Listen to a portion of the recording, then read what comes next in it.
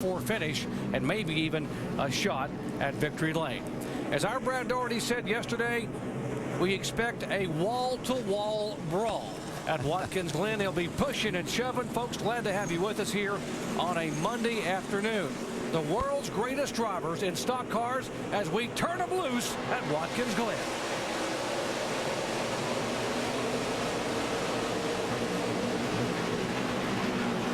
Didn't take him long to get 3 wide back there, did it? Man, look at Kurt Busch get the big run on the outside.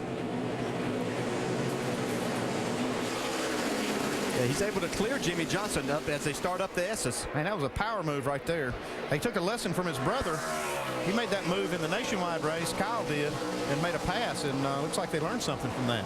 That might let some guys look as we have double file restarts later on as to which side they're going to choose. Ambrose looking to the inside of Hamlin, will fall back in line.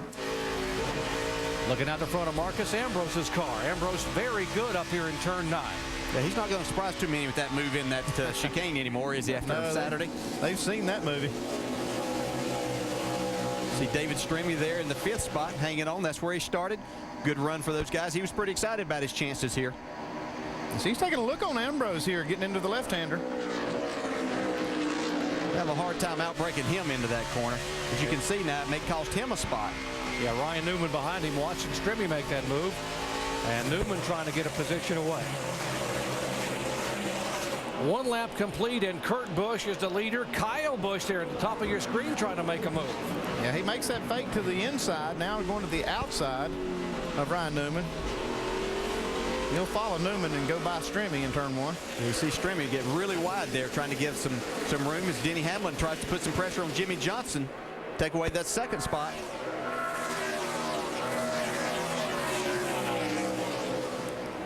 Johnson able to hold him off through the S's. Now here is the backstretch where he used it. I guess drafting does come into play a little bit here. Yeah, you can definitely use the draft. You're up about 180 miles an hour before you start getting on the brakes and start downshifting, so you can definitely use that to your advantage. You can see Ambrose, he just makes a peek every time they get to a corner, but I don't think you're going to see a lot of aggressive moves this early in the race. I think the thing is that they just want to stay in line here, stay caught up. They're actually letting Kurt Busch get away just a little bit. He's got about a 3/4 of a second lead so far. Kurt Hamlin looking inside of Johnson. It's like he's got an opportunity to make the pass here. He's going to be in the wrong spot as they get to turn 11, though. If he carries some momentum, could get 3 wide here down the front straightaway if we're not careful. Maybe Marcus Ambrose takes advantage of this side-by-side action. Ambrose, now who do you follow in turn 1? Obviously, you want to stay on the inside. Yeah, but Denny Hamlin's made this work pretty well, and we saw Kurt Busch pass Jimmy Johnson on that high side. See if he's able to get off of there. Johnson's not ready to give that spot up here. This is pretty dicey going down into turn 2, staying side by side. Somebody's going to have to give here. And Jimmy Johnson is the one that gives. Pretty smart early in the race. Denny Hamlin won at Pocono a week ago, last Monday to be exact, by being aggressive. And now he's aggressive here in the early laps of Watkins Glen. Here is, speaking of aggressive, here's Marcus Ambrose, and he falls back in behind Jimmy Johnson. Yeah, you see Jimmy Johnson making that defensive move to the right. He did that early on before Marcus could actually get inside, and that'll protect that move from making it work, getting into that corner. Yeah, and what Jimmy was protecting from, he was able to, he relinquished and gave that spot up to Denny Hamlin, but he didn't want to give more than that because he had to get out of the throttle up through this, as that gave Ambrose an opportunity to get a real run on him. So that's what you'll see these guys make that blocking effort. You see Kyle Busch in the 18 right behind the guy that passed him in the final laps on Saturday. And surprising, let's see if Kyle Busch is going to pay him back a little bit here. Let's follow along and see if, because Kyle Busch wasn't real happy about that surprise move that Ambrose pulled off on Saturday. But I think he understood it, and I'm sure after he's thought about it a couple of days, hey, I might want to try that myself, and he understood a little more of it. He's got, looks like he has a really fast race car here today. That's a good thing for him as he's trying to work his way back in to that top 12 in the points. See Jimmy Johnson struggling just a little bit. What are they saying, Dave? Right now, Jimmy reporting that the car is very loose. Crew Chief Knaus reminding him that the car does tighten up. It's always like this, but Jimmy had to give up those first 2 spots because of a loose race car. Yeah, we expected the track to be a little bit green when we started this race, and so the crew chiefs and the drivers are going to try to have to be patient here and let that transition happen before they make their decision on how to make that first adjustment.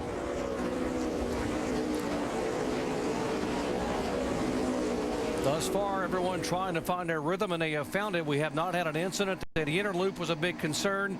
And now it is Kurt Busch pulling away. Denny Hamlin in second spot. Johnson and Marcus Ambrose is running fourth. Vince. And as you mentioned, Marcos Ambrose trying to hold off Kyle Busch, who was challenging from behind, and the spotter telling Marcos Ambrose, use the whole track. Don't be defensive this early in the race course, or in the race.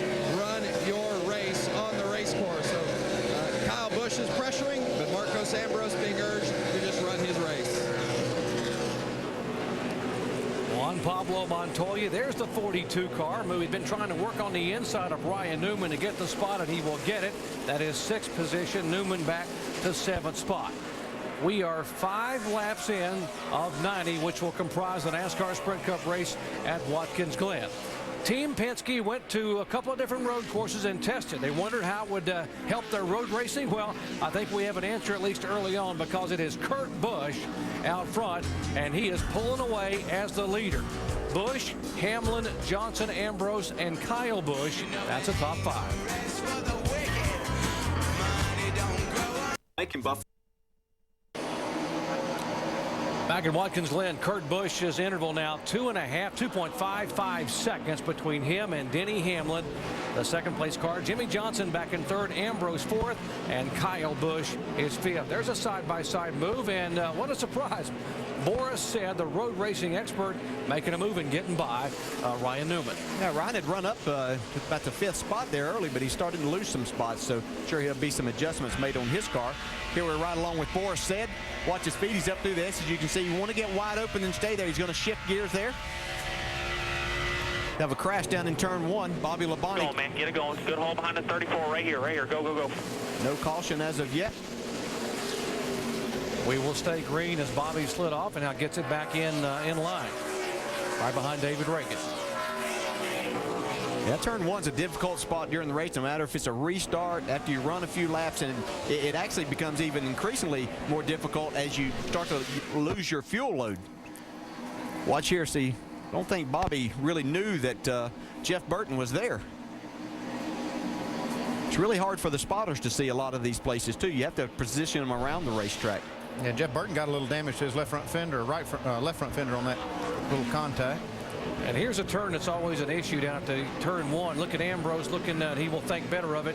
Not only is it difficult to negotiate, but it's downhill. He's going to show Jimmy Johnson that move a few times, and if he gets close enough, Jimmy will let him have that. He's not going to risk too much here early in the race. Let's go back and show you some of the footwork in the floorboard of Boris said. Now, Boris actually teaches a lot of the regulars in oval track racing and Sprint Cup how to become road racers. Yeah, you can see he's kind of feathering the throttle here. He's going to change gears here just a second. Right there's one. So he's up into high gear now. Down, he's not going to lift until he gets up here. You can see him tapping the brake, getting him ready. Now heel and toe right here. Toe on the brake, over to matching up the RPMs as he goes through the bus stop. It's just great footwork. He uses his right foot for the gas, for the brake. Then he'll bring his left foot in here sometimes on the brake. You can see as he goes around turn 9, it's a place that you want to get wide open as soon as you can. Changing gears pretty late there coming out. They may change one more time. So you can see him getting his brakes ready to get into turn 10. Downshift.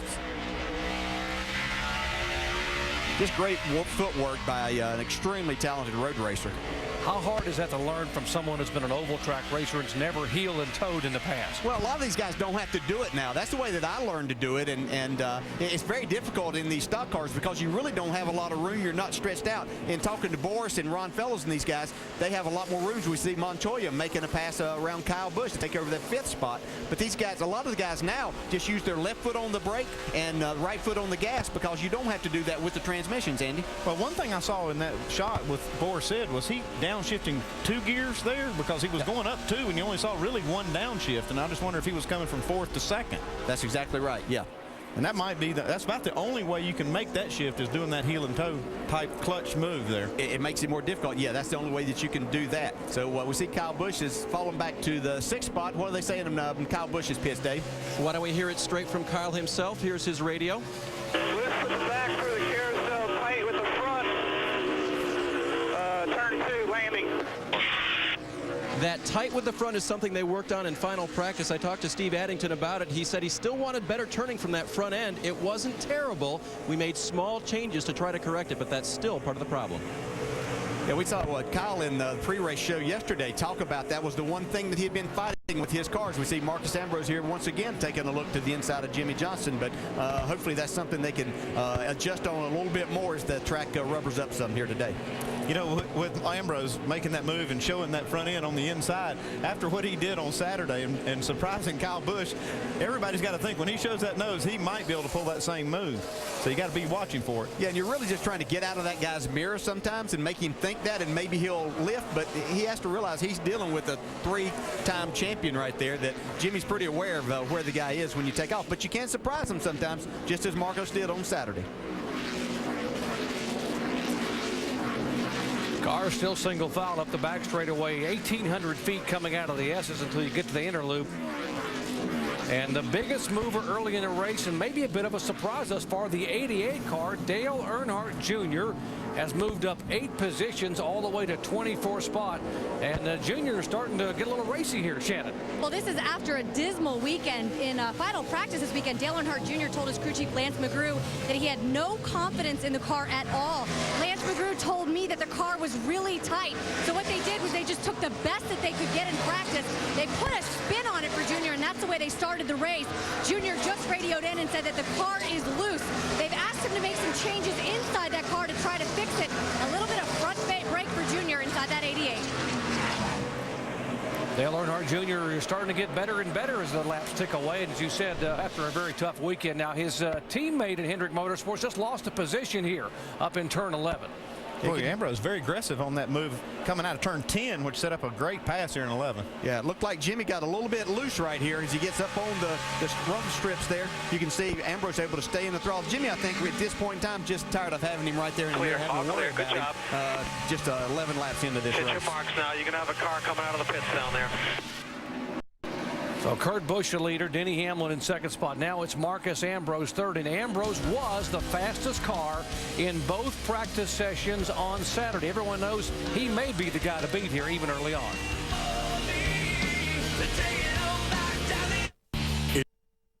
And the Cubs at 8 o'clock Eastern time. ESPN News will be shown in both the Philadelphia and Chicago markets. Riding along with Jeff Gordon, who started back in 31st position. He has made some progress. Jeff now being shown up in 26th spot. I think these guys are still struggling a little bit, even though he's made up 5 spots. I think we thought he might go a little bit faster towards the front, Vince. Well, this team has just, as you said, they've been struggling throughout the course of the weekend, and Steve Letarte was visiting with him this morning. He said the real issue with him throughout the course of the weekend, they just haven't found that comfort zone for Jeff through the areas of the course where you really need to be comfortable to put a good lap time down. So they don't feel the pressure, though, even though they're not quite as good as they would like to be for sure. They're secure in their position in the chase. They know this isn't a race that's going to affect them to be in that top 12. So have fun, have a good day, and get out of here the best you can. So they don't really feel like they've got a contender today, but they're going to be aggressive on the strategy to try to get up toward the front. Jeff Gordon, a 4-time winner here. His last win coming in 2001. But folks, in the last 7 years, it's hard to believe he has had only one top 10 finish here at Watkins Glen. Well, it was a mistake that took him out of the contention to win the race 2 years ago. So he's had good cars, and I expect him to be into this thing before the day's over. Just hard to pass. Yeah, here's the one car, Martin Truex. His last top 5 finish in a Cup car came here at this race a year ago, and Dale Earnhardt Jr. will take advantage of the opening underneath Elliott Sadler to follow Truex by. Yeah, good racing. These guys have been battling pretty hard for a few laps. Kurt Busch is the leader, but don't look now behind him. Here is Denny Hamlin and Marcus Ambrose in the last couple laps, guys. Both the 11 and the 47 cars are faster than Busch. And their lap times are almost mirroring each other while they're running down Kurt Busch. And once they've cleared Jimmy Johnson, you can see now Marcus Ambrose has really pulled away. You can see how fast his car is. And he might not be happy with his car. Is that right, Vince? What's amazing is that Ambrose is so good when you're looking at the stopwatch and how quickly he's putting these laps down. But Marcos on the radio says he really feels like the car's too loose. He doesn't feel like he's got the grip that he needs. The front end is too stiff. They came back on the radio to him and said, well, then you're really driving that car because you look really good. That's a nice compliment. Back in fourth position, Jimmy Johnson. We told you the story. His first ever pole on a road course. He has never won on a road course. And right now trying to hold off the pressure coming from Montoya. Let's listen to the 48 radio. Loose, man. Almost spun out getting into 10. Buddy, it's going to tighten up, man. It's going to tighten up. Same thing as this last time we were here. You're going to be fine. You don't want me to tell you what it's doing now? But I'm just trying to keep you informed, too. It's going to get tighter. You're doing great. Yeah, they're kind of at odds a little bit about what the racetrack's doing. Jimmy says, you know, the car's loose, and Chad's saying it's going to tighten up. He says, well, you still want me to tell you what it's doing, right? And he says, yeah, he does. He wants the information, but he just wants to make sure that Jimmy knows, doesn't panic, that the track is going to change a little bit. Yeah, that's what you have to be careful of, and especially with the conditions that we have today being so much different than what we've seen over the weekend, that you don't make too big of an adjustment there, because, as he said, this racetrack is probably going to tighten up where their car is. Remember, these two guys were the principals at Indianapolis a couple of weeks ago. Montoya leading 116 laps, had the dominant car for the day, but made a mistake on pit road, and it was Jimmy Johnson that went to victory lane. Debris in the inner loop. Well, we've got a caution, and this is just a little bit before their pit windows. A lot of guys will probably have a decision to make when they come around here for the opening of pit road. What would you do? I'd pit. I'd just come on in here and take a chance on it and see what happens. So the window, as you, by your calculations, would be lap 20, so we are 2 laps shot. So you'll go ahead and come in and roll the dice? Well, you know, you're going to have to count on getting a few more caution laps here to stretch all this out. But when they fall right here at that pit window, especially when it's this close, you've got to consider making the stop right now. Yeah, one thing it will do is put a lot of people on pit road probably at the same time. These pit boxes are really small, so you have to be careful. The caution was for debris on the racetrack. We'll take a quick break and come back and cover the first pit stop. This could be critical. Got to get it full of fuel and cannot speed. A little tricky for these cars to get on pit road, make the pit stops, and get double file. But by the time we do get the green, so we'll be looking for the flagman here to see if we get the one to go signal while these cars are pitting.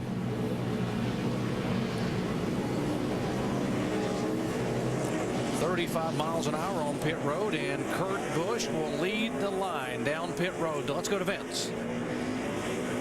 The 47 of Marcos Ambrose did not come on pit road. There had been a debate. Marcos wanted to come because he's not happy with the car, but crew chief Frank Kerr urged him to stay out to get the clean air. That's what he's got. Jamie? It was a must for Tony Stewart in the 14 to pit. He said he's loose. He wants a spring rubber in both sides, a wedge adjustment on both sides, 4 tires and Sunoco fuel. He told the team that he needs to do it now. He needs more drive off, so he told his crew chief exactly what he wanted.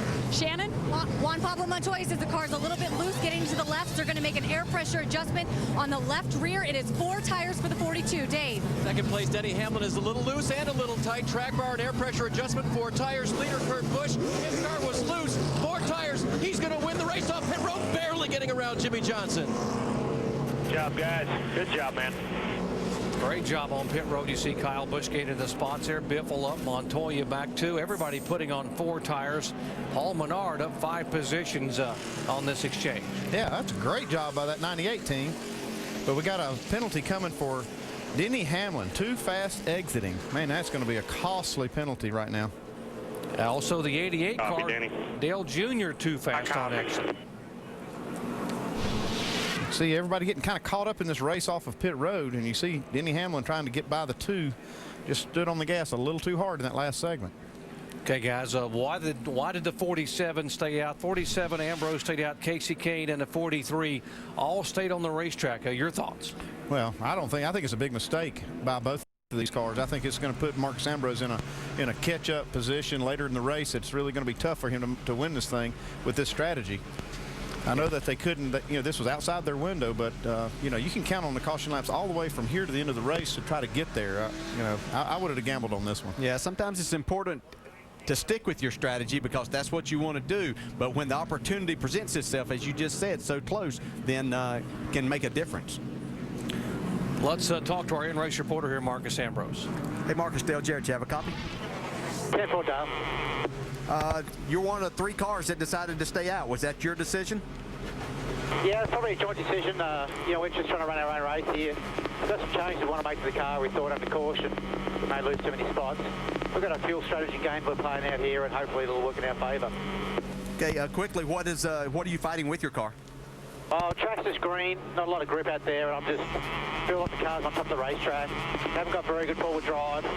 That's probably my biggest concern right now is forward drive. All right, buddy, good luck.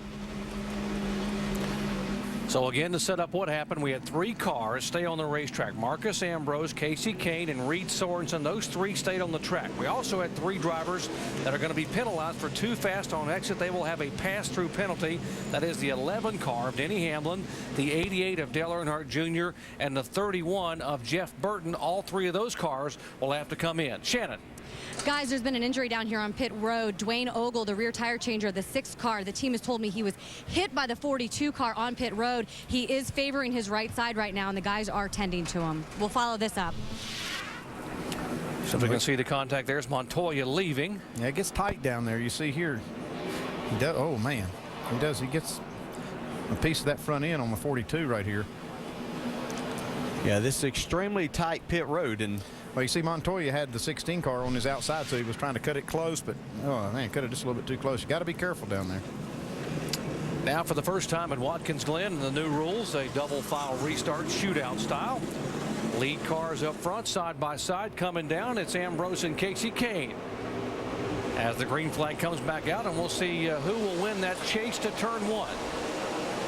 these guys have to stay in line until they get across the start-finish line once again. Well, look at Jimmy Johnson all the way down on the bottom of the racetrack. That's not going to work. Careful, guys. Man, Jimmy does a good job right there not to make contact. Montoya off the track, and he Man, gets look back. how wide the track gets over there. They're using a lot of that runoff area. Those 3 drivers that were speeding on pit road just had to go to the tail end of the longest line here on this road course. So that's where all of those guys had to restart. Yeah, they did not have to come down pit road and get farther behind. Just starting at the back was a penalty. Kurt Busch in behind those 2 guys of the 9 and the 43, unable to get by. And the 47 just pulling away. He got a big launch right there on the start. And this is what he wanted. This is the reason he stayed out, is to get that clean air, see what his car will do out there. And but I still think he's going to have to play catch-up later in the race.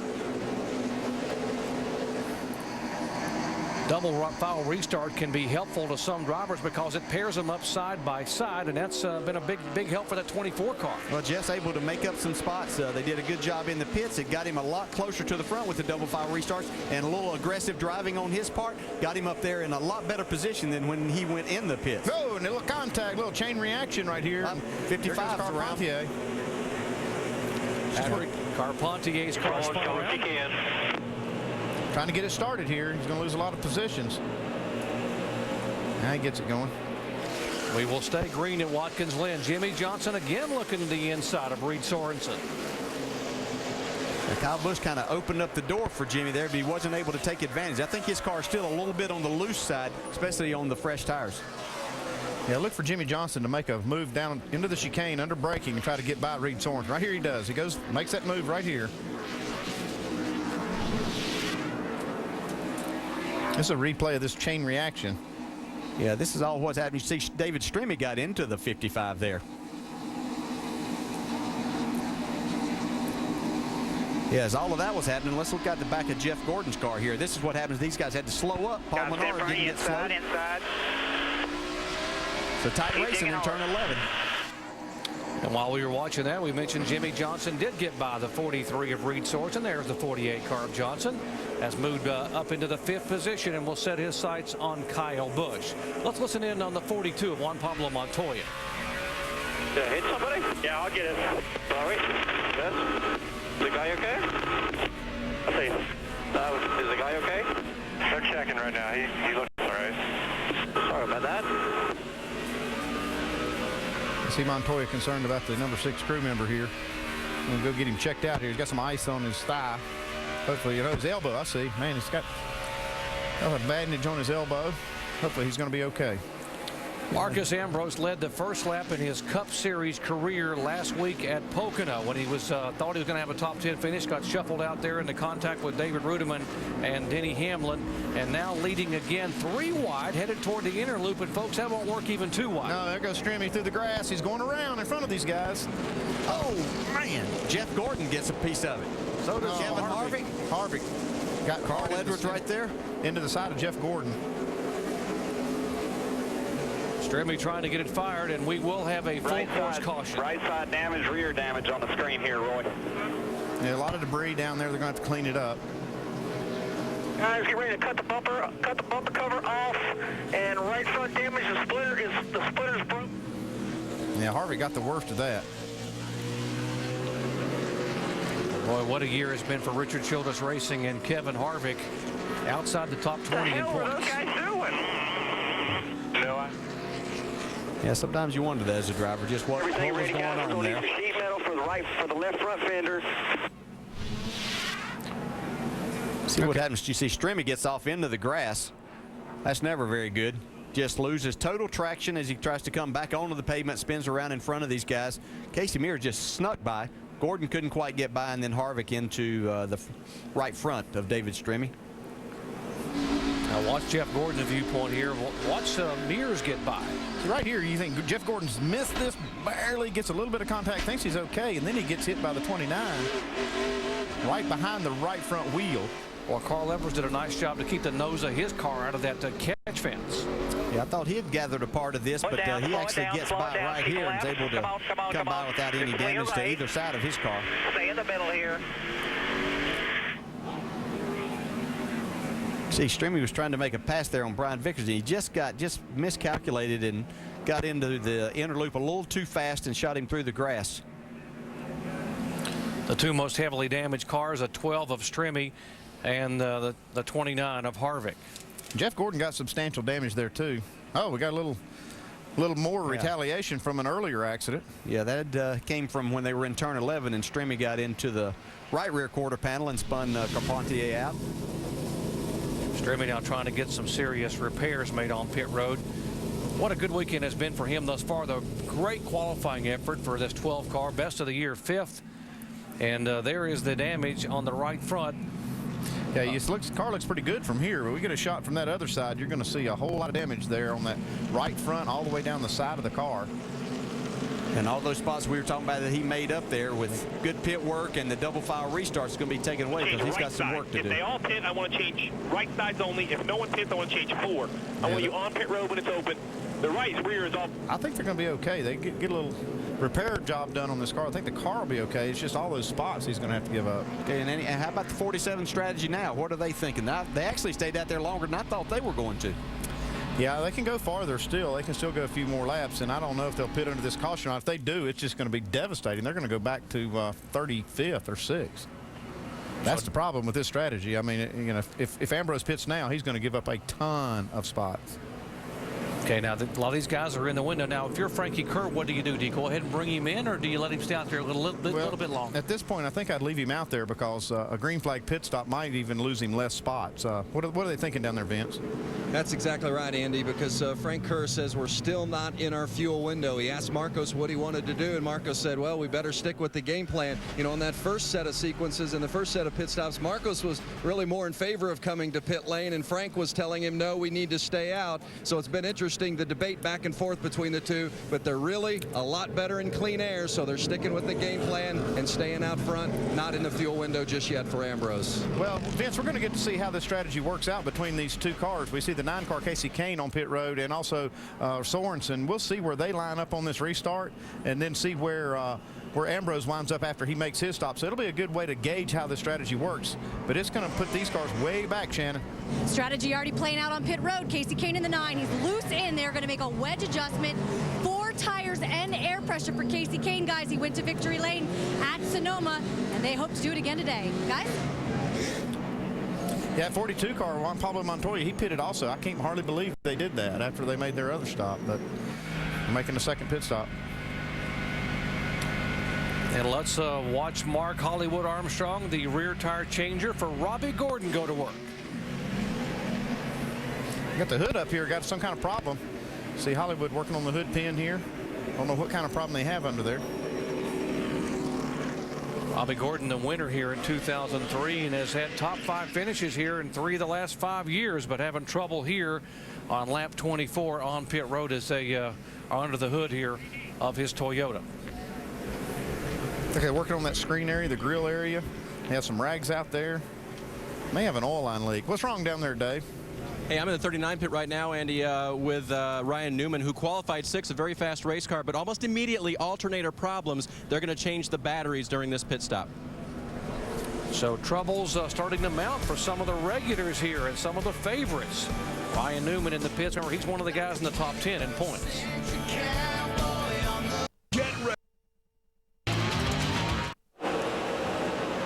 Green flag waving here at the Heluva Good at the Glen, and Marcus Ambrose in the double file restart trying to hold off the outside challenge from Kurt Busch. Remember, Kurt made that pass on the opening lap on Jimmy Johnson.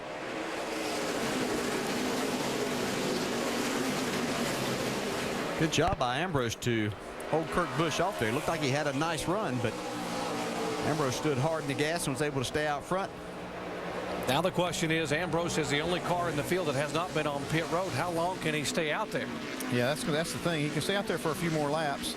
He's a little bit light on fuel, but he does not have as fresh of tires as Kurt Busch behind him here, but we'll see how that balances out.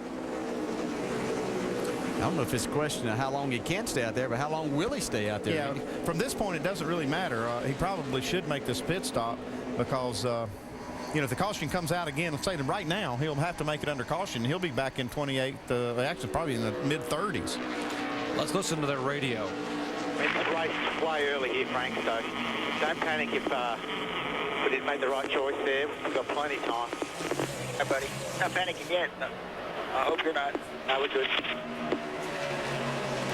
Kurt Busch trying to take the lead away with fresher tires in turn one, and he makes it look easy. Almost. Well, Kurt Busch got a great race car. He showed that from the beginning, and he looks like he's really good on fresh tires. After they ran 10 or 12 laps, he started losing a little bit of time, but he's making it up here with these fresh tires. Yeah, it stretched it out far enough that losing a 10th or 2 or 3 in a lap, he had built up over a 2-second lead, so that wasn't a problem. One of the road course specialists, Ron Fellows, had been on pit road a moment ago in the 09 car, and they're going to push that car back to the garage area. So troubles for Fellows, a 5-time winner here at Watkins Glen and NASCAR's other divisions. And Robbie Gordon is now 1 lap down after his problems on pit road. Actually 2 laps down. Let's update the 09. Jamie. Well, the team's telling me that Ron Fellows' starter has broken. Remember, in the Nationwide Series, the 1 car, same team, they had an issue as well, and they lost quite a few laps. It's a bummer for the guy who's won here 3 times in the Nationwide Series, Doc. And he finished 5th here in the Nationwide race on Saturday, but troubles here for Fellows today. The caution just a moment ago on lap 22 involved 3 cars, a spinning David Strimmy, and the 2 most heavily damaged cars were Strimmy and Kevin Harvick. Let's find out what happened with Kevin Harvick and Jamie. Well, perhaps the most severe damage was the 29 Kevin Harvick. You told me on Saturday how good this car was. What just happened? It looked like the 12 just drove through the grass and just, I think, way over the means for how fast his car was. Obviously, he doesn't have the skill sets to continuously run the pace that he needs to run lap after lap, and just drove through the grass there. So it's unfortunate for all our guys on our Shell Pennzoil Chevy, and just kind of got caught up in the wrong spot, wrong time. Kind of the story of the year, so wish it was over. Severe damage on the left front. Kevin, any chance you'll get back out? I hope not. Kevin Harvick is out, guys. Well, you can hear the frustration. Yeah, well, wow. Kevin Harvick out of it here at Watkins Glen. Yeah, it looked like maybe Marcus Ambrose is going to be coming to the pits this time.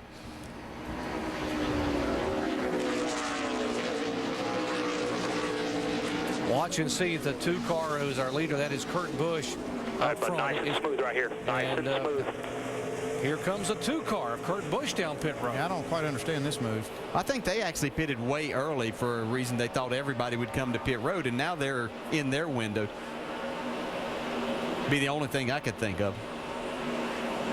Guess we'll have to see how all this plays out. But 47 is still on the racetrack, the only guy that hasn't been to pit road. Let's go down to Dave. Hey guys, they were not going to take a chance on this being a 2-stop race only for them. They could not have made it, and so they're going to take on fuel now. They'll have to make 1 more stop after this. No tires changed on this, just full of Sunoco fuel for Kurt Busch. Almost stalls it, gets it fired, and tiptoes off of pit road at 35. So we'll see how that plays out for him. Marcus Ambrose, meanwhile, re-inherits the lead. And again, if you just joined our coverage, Marcus Ambrose has not pitted. We are at lap 29. He'll be finishing lap 30 this time by, and he has yet to come on pit road, although we are hearing that may happen this time by. Well, if you absolutely don't have the range to do it, you can't do it. So these guys are just having to pit when they can and when they know they can make it. But you know, the cars that can make it are going to have a huge advantage over these guys that are pitting now. And here comes Ambrose. Let's go down to Vince. Marcos Ambrose making his first stop of the day. Remember, 35 miles per hour on pit road. They're going to take 4 tires and fuel only. The only thing Marcos has really complained about is that he just doesn't feel like he's had as much grip that he would like. So they make a small air pressure adjustment, hoping that the fresh rubber and the air pressure adjustment will help. The strategy has been the big question mark for the 47 of Ambrose. Now right here, got to be very careful, Dale. Yeah, and this pit road goes downhill, so you really have to be careful and resist that temptation to get a little bit extra, or even just the downhill taking your car. You have to be on top of it right here. It's agonizingly slow to watch him go down pit road. One thing he'll have, though, is he'll have some clear racetrack, and he can make good laps. And if the caution comes out, then he can catch back up. Yeah, that's the good thing about this strategy. You have nobody to contend with, so you can run some fast laps, and then as this whole thing cycles around, you've made faster laps than these guys that are back in there battling other cars. With Kurt Busch and Marcus Ambrose now pitting, it is Jimmy Johnson now the leader again. Kyle Busch second, and guess who, guys? Superman at Watkins Glen, Tony Stewart. Here he comes. Is in third position. Yeah, no surprise here. You know, Tony didn't have the fastest car in practice, but he didn't need one in practice. He can use it right now. I heard he was very comfortable with his race car, very happy with what he had, and felt like that at the end of practice time that he was ready to get himself up there and battle for a win. Greg Biffle is fourth. Good run for Biffle, but look back in fifth spot here. Boris Said having a great day here. He qualified in ninth position, very solid, and just slowly moving up. This team, they put a lot of effort into this, and Boris looks, obviously he's very excited about coming here, but team's showing a really good run here so far up in that fifth spot. We talked about possibility of one of the road course experts possibly pulling off the upset. Look at the 13 car, Mad Max Pappas, driving for Germain Racing. Look where he started, and he's currently in the top 10, moving in 8th spot, trying to take 7th away. He's had a solid car really all weekend long here, and now he's having a great race. Looking to the inside of McMurray, thinks better of it. But look right behind him, you got Clint Boyer. He's running a good race also in the top 10. And our biggest mover, and I think this is a great story, Matt Kenseth, who started at the back of the pack and has never had a top 5 finish on a road course in his career. Dave. Well, Doc, you can put yourself in position by strategy, or you can do it by passing race cars. Now, Matt did not pass all those race cars on the track to do it, but his guys on pit road on that only pit stop got him 7 positions. And during the David Stremme spin for our first caution, he went through the mess before the caution came out and picked up another 6. So he's passed cars on the racetrack in several different ways, and that's how you put yourself back at least into contention. Well, that's exactly what these guys needed to do their job. They do a great job on pit road week in and week out. And then Matt doing a solid job here on the racetrack. As these other guys pitted that last time, he was able to stay out there, got himself up in 11th spot right now. Okay, here you see Marcus Ambrose just after making his first pit stop. Now you're going to see a lot of the leaders are going to make their last pit stop here in the next 3 to 5, 6 laps. They're going to make their last pit stop, and Ambrose is still going to have to do the same thing. I really believe he has put himself in a big hole right here that he's going to have a hard time digging out of. What has to happen for him to maybe to climb back in this thing? Well, what's going to have to happen is a lot of cars that made that stop at lap 19 are going to have to make more than one more stop. That's what's going to is what will help him. If they have enough caution laps, though, from here to the end of the race, they will not have to make but one stop. Now, what about this guy here, Kurt Busch? Now, he made that stop a lap before Ambrose. You see how far Ambrose is behind him. Yeah, Kurt Busch made his stop just a little sooner than Ambrose, and also he did not take tires. He just got fuel. That's right. That's the key. I think that he had to take that time to put tires on, so gave him a little bit of an advantage there. But Marcus Ambrose running 35th, but he's running good lap times, a 73.15 the last lap, which is virtually the same thing as Jimmy Johnson leading the race. 34 laps in the books, and right now the top 3 cars. Well, how about a 4-time winner here at Watkins Glen? That would be Tony Stewart back in 3rd position. And Smoke has been so good at this place, running 2nd. Last year's winner, Kyle Busch. And the guy's our leader, never won on a road course, the champ, Jimmy Johnson. There it is. There it is. Here at Watkins Glen, 7th lead change of the day. Our 5th different leader is the 18 car of Kyle Busch. These are the first laps Kyle has led since Daytona in July. There's the battle for second spot, Jimmy Johnson and Tony Stewart. Let's show you how Kyle got by the 48 car. This going into turn 11 here. See, Jimmy's car still extremely loose for him. Kyle Busch able just to power up and had the preferred line as they head down into turn 1. Left side here. Still left side. Corner, still up here. And watch the 20 car, the rookie Joey Logano, right in front of Rudeman. Yeah, that's just trying to make that pass, but carrying more speed than your car can handle. Lucky to have all that runoff area there so he didn't hit anything. He got it fired and got headed back around, and then we have stayed green. I want to correct one thing I said a while ago, that the leaders will make their pit stop. They're not going to make that pit stop for about 18 more laps. I thought I was looking at the wrong number on the monitor. Thought it was coming up sooner than it was. Here's the pressure, Tony Stewart. Put so much pressure on you, just go ahead and let him go.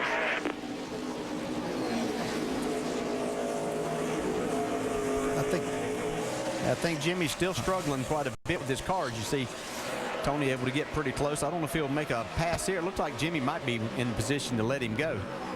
Nope, not ready to do that yet. I think Tony Stewart is in a position right now that he's just riding around this racetrack, biding his time. And as Andy said early on, he's going to be a guy to contend with when it comes time. He's not going to show all his cards till it's time to put them on the table.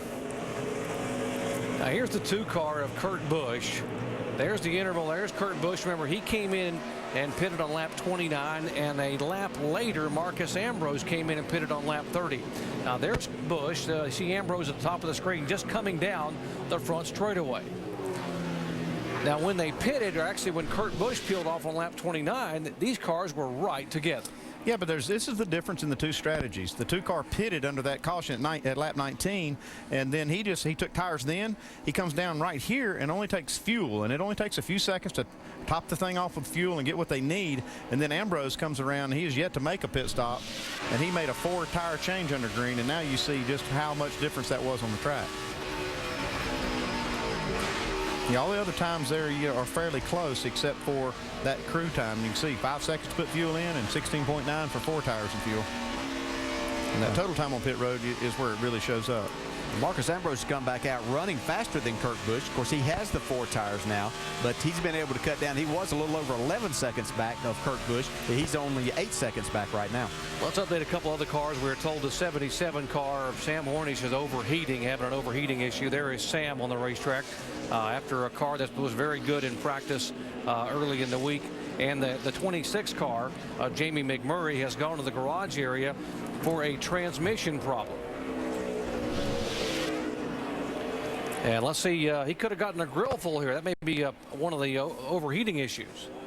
Yeah, it sure could. You get in that grass and it just stacks up right in that grill area.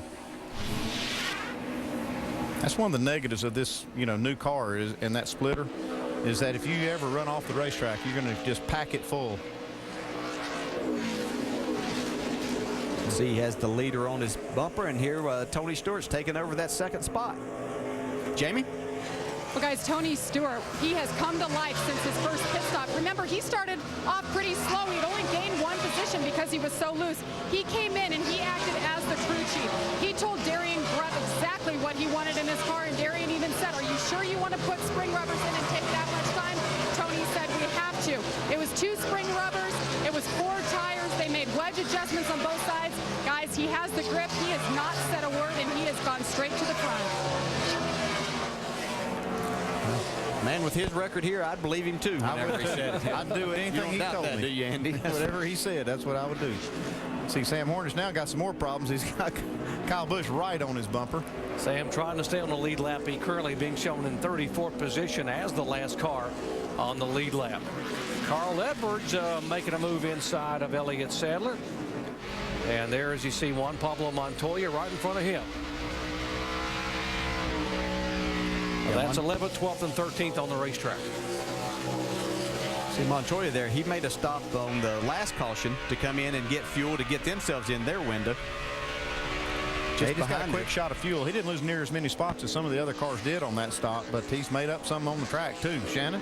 Well, exactly. He restarted 24th, and now he has moved his way up. He is looking at the top 10 guys. Brian Patty told me this weekend they've been very happy with this car. While some teams brought their Sonoma cars here this weekend, they brought a brand new car. It was lighter for Juan Pablo Montoya, and it was just overall better. Right now, the handling is starting to go on this 42, but up until this point, they have only made one small air pressure adjustment as Juan Pablo Montoya looks to the inside and makes it around the 83 car. But Juan Pablo happy with the car so far.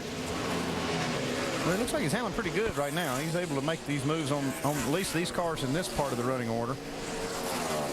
Now, one of the cars, we had 3 cars that were caught speeding on the exit of pit road, and it started at the back of the longest line on the restart after they pitted on lap 19 was the 11 car of Denny Hamlin. There is the 11 of Hamlin, and he has worked his way all the way back up to 14th position. Yeah, and Jeff Burton's right behind him in the 15th spot, but a nice run for them.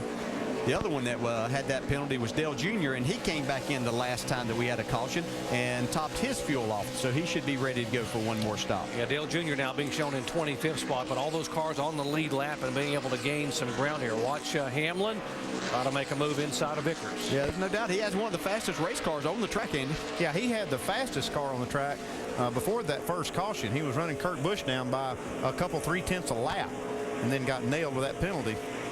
Just don't know how much has changed their strategy. They've had some things that will have a crash on the track. Oh, Dale Jr. Hard lick for Jr. And he is head first into the tire barrier. All the way across the gravel. We're done. Reed Sorensen involved in this wreck. Yeah, this is going to bring the caution out. Man, Jr., he stuffed that thing in the tires. See if I can get out of here.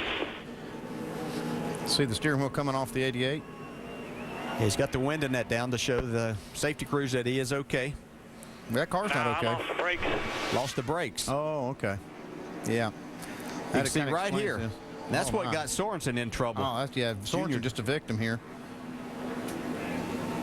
And even all that sand and gravel can't slow a car down. They slowed it down. That's the key thing. That's right. It didn't keep it from hitting the wall, but definitely knocked a lot of speed off here.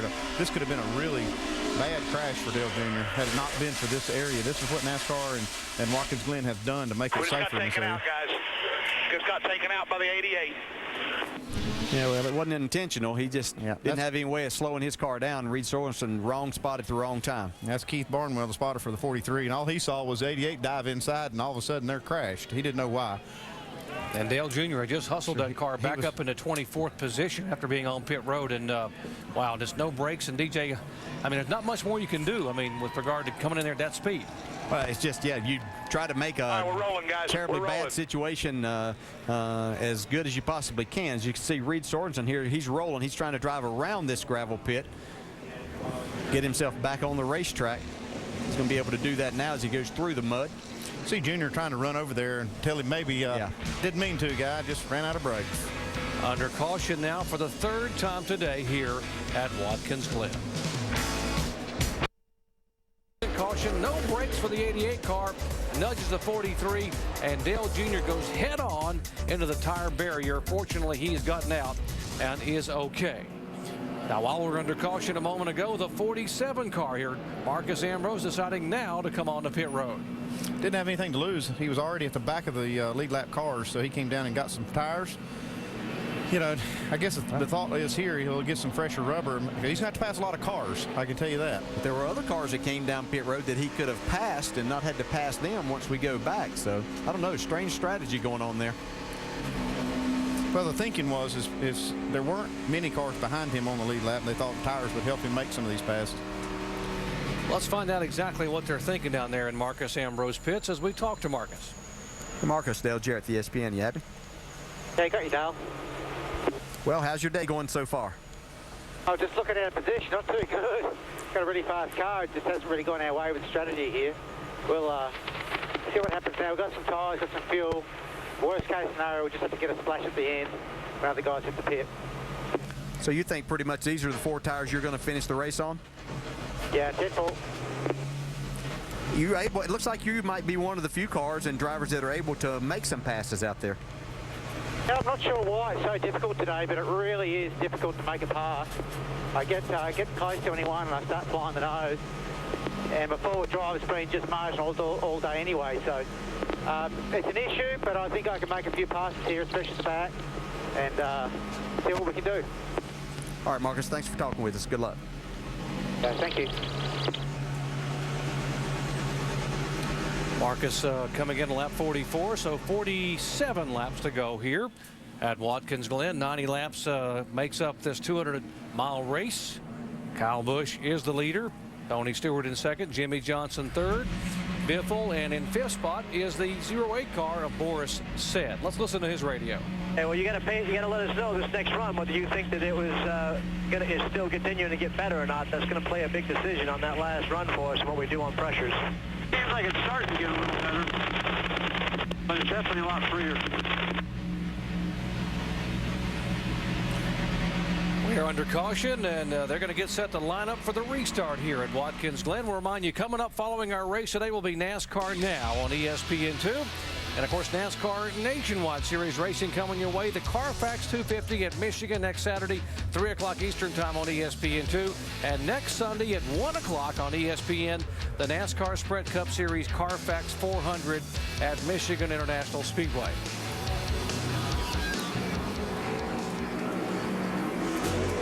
So they're going to line them up, and we're going to take a quick break and come back with the restart here. Half Sprint Cup Mobile at sprint.com/speed. Let's listen into the radio of our current points leader, Tony Stewart. I think this is going to buy us enough caution laps here that we can make it what we need to do for a window to the end. Kind of comical, all riding around there silent. We're all trying to do what we can for the environment. Able to have some fun there. A double foul restart. Tony Stewart on the outside. Kyle Busch, the leader, former teammates. And Jimmy Johnson third, Biffle fourth, Boris Said fifth. And by the way, Carl Edwards has started 33rd all the way up in 12th position. So cousin Carl is coming. So is Juan Pablo Montoya. Yeah, he's in there, but I looked at Boris Said, Max Pappas both up in the top 10. And they are nose to tail there coming out of turn one, talking about the 08 and 13 cars. How about Stewart still on the outside of Kyle Busch? Takes the lead. Takes it. That's a power move right there. Yes, sir. We've always said that's where Tony Stewart's the best, up through the S's. And Kyle Busch is the one that showed everybody that move on Saturday. He's fighting back. He's going to try to make a move here. Tony's protecting the inside. Not going to be much room for Kyle right there this time, Brian. Tony has not led a lap today. He'll have to get back to the start-finish line for it to be official. Now double foul in the bus stop. There comes Marcus Ambrose back in the pack trying to make a move. Jeff Gordon has moved back into the top 20 after that hard lick he took up there in the bus stop on that one caution with David Stremme. Yeah, Marcus Ambrose has those 4 tires back there. He's going to try to make as many spots as he can while he has that fresh rubber. These double foul restarts really working to the advantage of some of the cars that get caught in the back, and our faster cars can try to make a move. Marcus Ambrose car right up under the back of Scott Speed in traffic. Side by side, Martin Truex and Clint Boyer in turn one. Yeah, that's close racing. Right behind them also, Montoya. Montoya trying to make the move on the outside on Casey Mears in turn 2, and he does it. Little contact. And Casey trying to hold off now Carl Edwards. As you look back at Carl, he will fall in line behind Mears.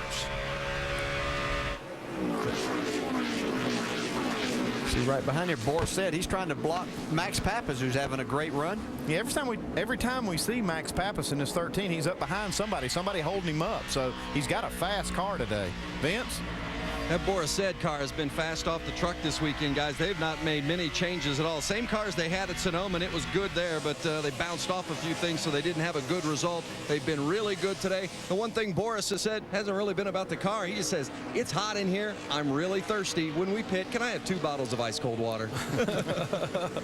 Just simple request. What great racing here. We told you that there were 7 so-called road course ringers in the field today, and a lot of discussion in the garage area that maybe someone could pull off the huge upset. Well, the previous caution flag came out because of a hard impact between the 43 and 88, and Dale Earnhardt Jr. head on into the wall. Let's visit with him. Shannon. Well, it's good to see Dale Earnhardt Jr. released from the infield care center. Better yet, a smile on your face. We heard you say brakes. What happened to the car out there? Going into 3, I mashed the brake, and it worked for a split second. Then it went to the floor like it blew a hose brake line or something. So I tried to miss the 43 and couldn't do a good job at that. But wasn't much I could do. I couldn't slow my car down. And you know, the Hans device and all the gravel trap slowed the car down a little bit, and the tire barrier worked great. And hopefully, you know, the car's not too bad, but just real bad luck. We had some real bad luck. Dale, we know that this is a heavy braking track. Did you guys have any brake problems during practices this weekend? Well, I didn't have any problems with the Amp Energy Chevrolet all weekend. The last couple laps I was fading, the brakes were fading, but so I let the 71 to 98 pass, and then they broke, so something was going on with them. All right, good to see Dale Earnhardt Jr. released from the infield care center. Guys? Indeed, hard lick, and good to see that he is indeed okay. Up front, Tony Stewart, Kyle Busch, Jimmy Johnson, Greg Biffle, and Max Pappas, and there comes Carl Edwards looking again. By the way, Pappas has gotten by Boris Said for 5th position. I tell you, Martin Truex is an unheralded road racer. He's doing a heck of a job. Dave. He's driving it like Harold, isn't he? He is doing very well right now, and he is one of the guys that is on what you call maybe the normal pit stop strategy today. He was on pit road on lap 19. The difference for him today is that crew chief Kevin Mannion told me this morning we can afford to be overly aggressive on our fuel strategy at the end. So look for them possibly to short pit. They haven't talked about it yet, but possibly short pit and gamble near the end. But Andy, would you do that when your car's running this well with the leaders? Yeah, that's a hard thing to do. You know, it's easy to make those aggressive strategy calls when you're kind of out of the top 10 to try to get up there. But when you're there, you don't want to take yourself out of a chance to try to win it the conventional way, let's call it. I think they're within about 3 laps of starting to see some guys start to gamble. As we see Boris Said's having some problems here. Yeah, we see this 08 throwing water out of the overflow. Now he's on pit road. Clean the grill good. You got to get it clean. Yep, they're going to go ahead and make this stop now and try to get this grill clean. That's what happens around this place. You get to pick up debris. Vince? Well, you see the water spewing out of the right front of the car. That's the sign it's overheating. And we told you earlier that Boris was talking about himself overheating, needing the cold water. And then the car really started showing the effects of it. They're going to take the time and change all 4 tires, as well as cleaning off the front of that grill to try to help it out in the temperature. Good. Let's go. Let's go. Let's go. Let's go. They're losing a lot of fluid out of that radiator and that cooling system. Be surprised if they don't have to come back in and put water in that car. So we can see what clogged up that front of the 08 car. Sometimes you get off the course to the grass. He ran off just a little bit right there. And again, right here, this could have done it right there. That did clog that grill up. Well, it doesn't take much. So you can see that even the splitter brace is broken in the center.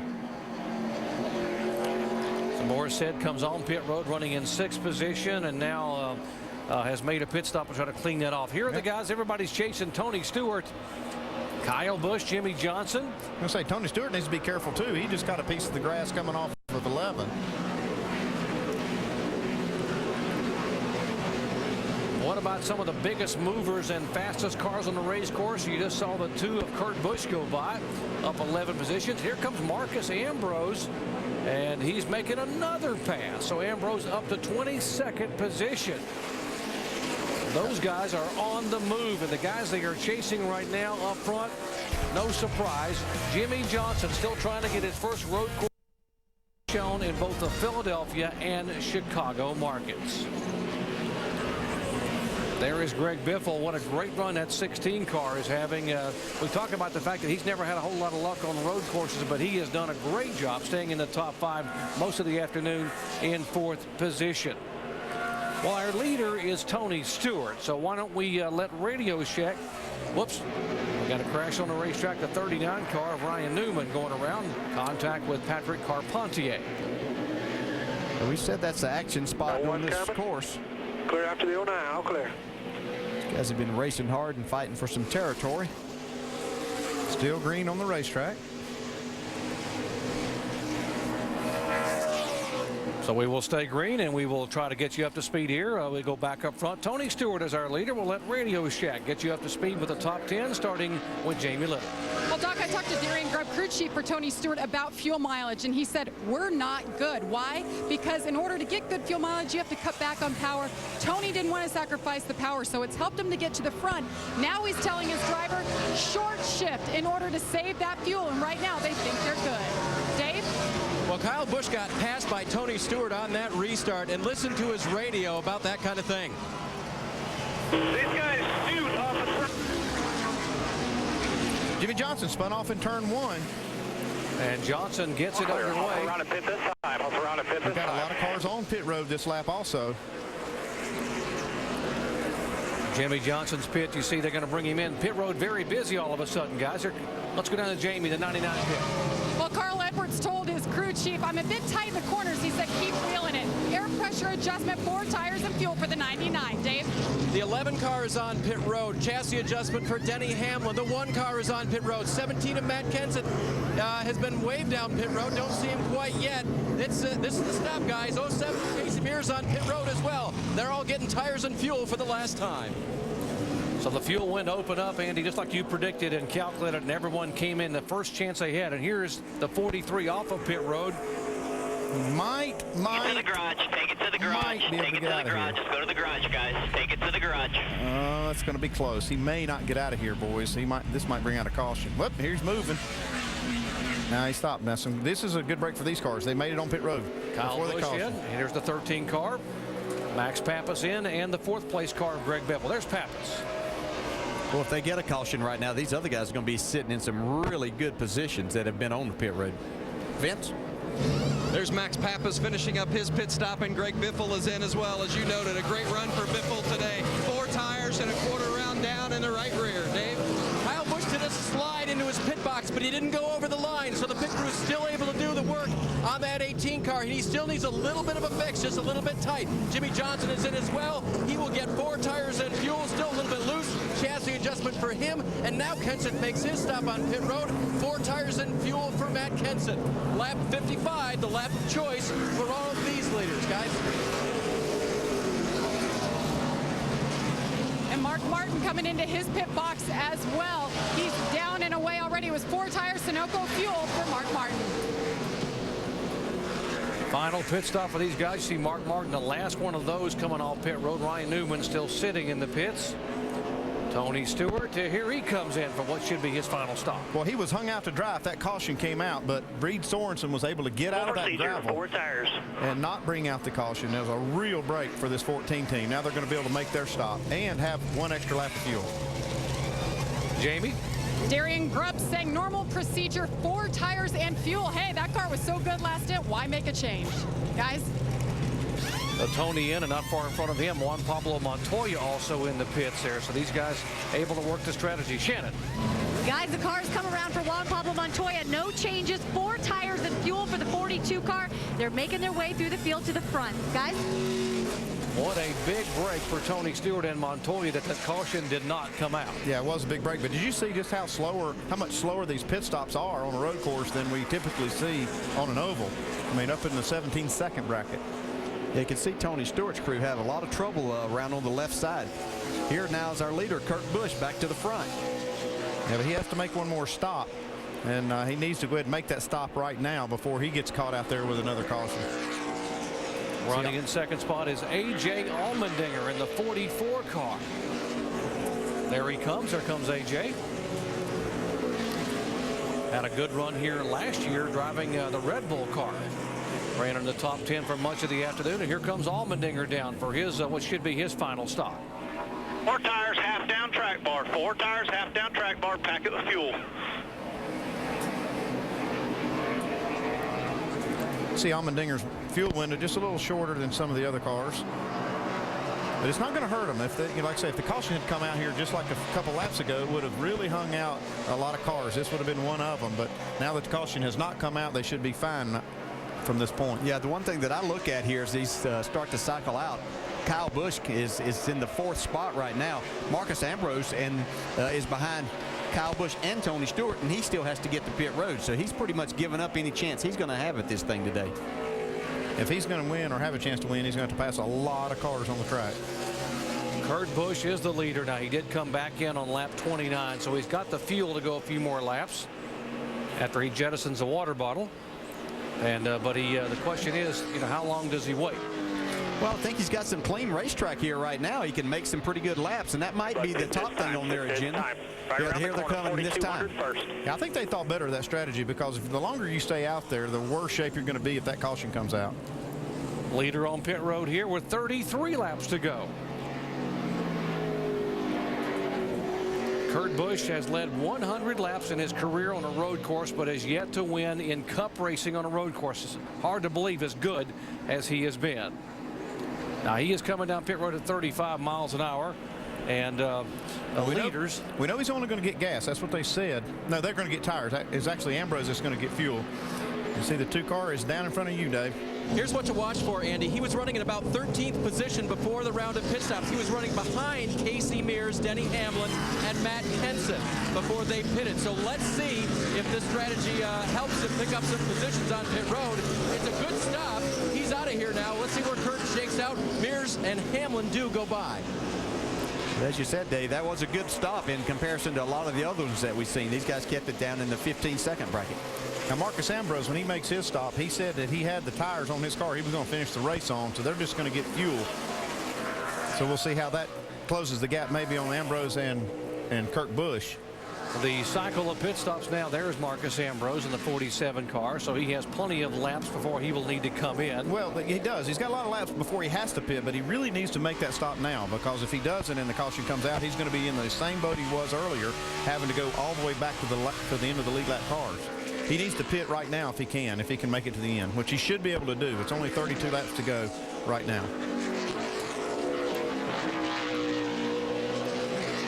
Even though he does have a lot of fuel in the tank, it's still not helping him at all. This would be a good time to duck right here. And they're not going to do it. They're going to stay out. Well, their strategy's been a little confusing from the beginning, so it continues to be that. Up front, David Stremme and Scott Speed also need to make one more stop. So they have yet to come on pit road. Yeah, David Stremme up in the lead. We saw him just a little while ago involved in an accident over in the bus stop, missing part of the right front fender of his car, but is able to be up front right now. See the risk that Ambrose is taking right now. Somebody gets caught in a gravel trap or something right here, gets in a spin, brings a full course yellow. He's going to have to pit. Yeah, and that was an important pass for Robbie Gordon and his. He was 2 laps behind. He got himself 1 lap down, and if the caution would happen to come out, he would be in a good position there. 4 tires and fuel. Stremme's coming in this time. Up on the track bar, 1 round, Trent. 1 round up on the track bar. Watch your speed coming in.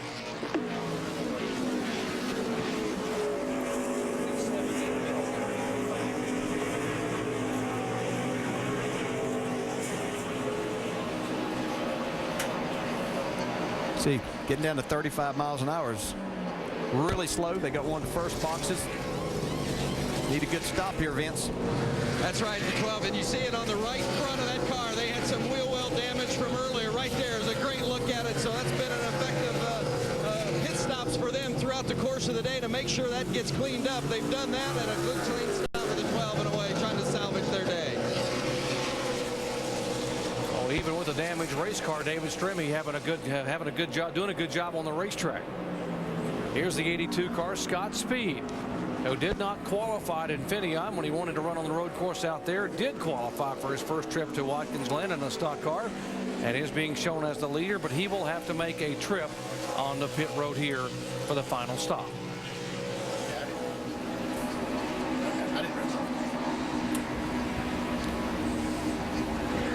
Less than 30 laps to go here at Watkins Glen International. Scott Speed is the leader. He'll have to come on pit road, and when the cycle is complete, Kyle Busch will reassume the lead.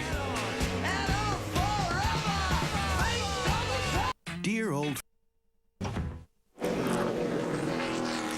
Huge crash here at Watkins Glen. Heavy contact. Jeff Gordon involved. Jeff Burton is there.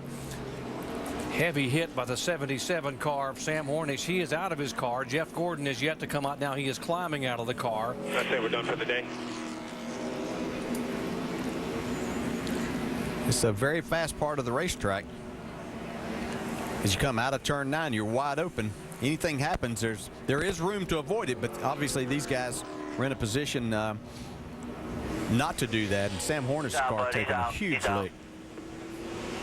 All of these guys are out of their cars. That's a good thing. See, we saw Jeff Burton on the other side of the guardrail.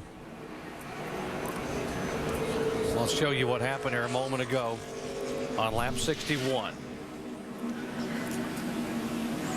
Here's Sam Hornich racing with Casey Kane as they come out of the corner. Oh, looks like Casey got loose and tried to correct it. Got into Sam, and goodness gracious, what just as we saw the other day. Wow, huge lick by Jeff Gordon.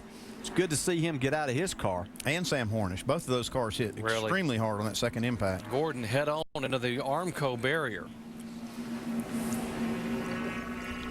We saw this happen with Jason Leffler's car the other day, get thrown back, and Jeff Gordon wide open, nowhere to go. It's good to see those guys get out of the car. Joey Logano just missing the inside of the 77 car when he came by. Right along with Jeff Gordon here. Be ready, folks. This is hard. Ooh.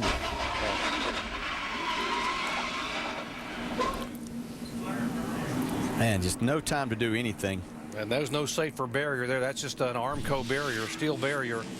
Fortunately, Jeff able to get the helmet off and walk away. Hard lick here. Yeah, tough day for Jeff. Here are the drivers now involved in the crash. Jeff Gordon, Sam Hornish, Jeff Burton, the three primary ones. Andy Lally got some damage. Casey Kane was slid off the track and initiated that when the car got loose. And Joey Logano got some sheet metal damage trying to get by the inside of Sam Hornish.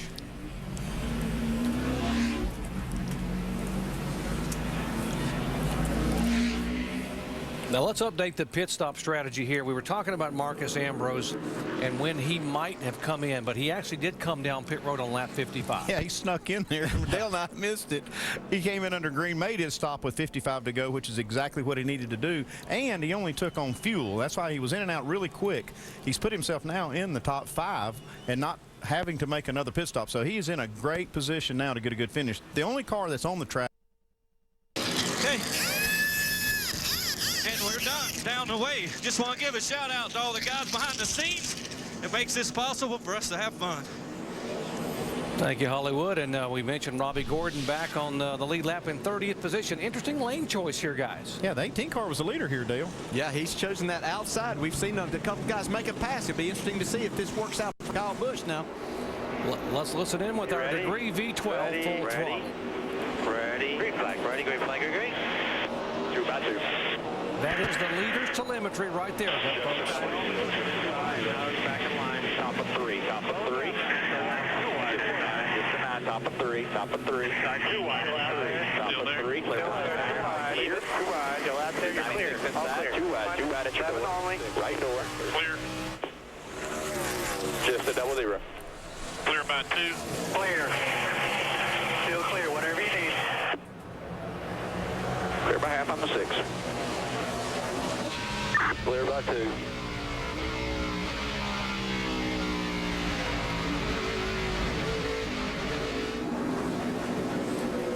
Well, the lane choice there might have cost Kyle Busch the lead, but it is Tony Stewart who has the lead now. Kyle Busch in second, Ambrose third, Biffle, Montoya, Pappas, and Carl Evers just made a pass to get a couple of spots all the way up in the 7th position. I don't know about that choice. I mean, it's easy to second guess, and Kyle knew what he had and what he felt like with his car. But, you know, as the leader, you dictate the start of this race, and I think that inside would have been the proper place because you can get out in front of those guys. That guy, second guy, can't beat you back to the start-finish line. And the other thing is when you have the inside, you can force the guy on the outside out of the preferred groove. I mean, you don't have to let him have that lane. You can push him completely out of that lane, and that's kind of what Tony did. Yeah, but it is a driver's choice, and he felt like that was the spot for him to be. As we look out the back of his car here, he's trying to keep Marcus Ambrose behind him.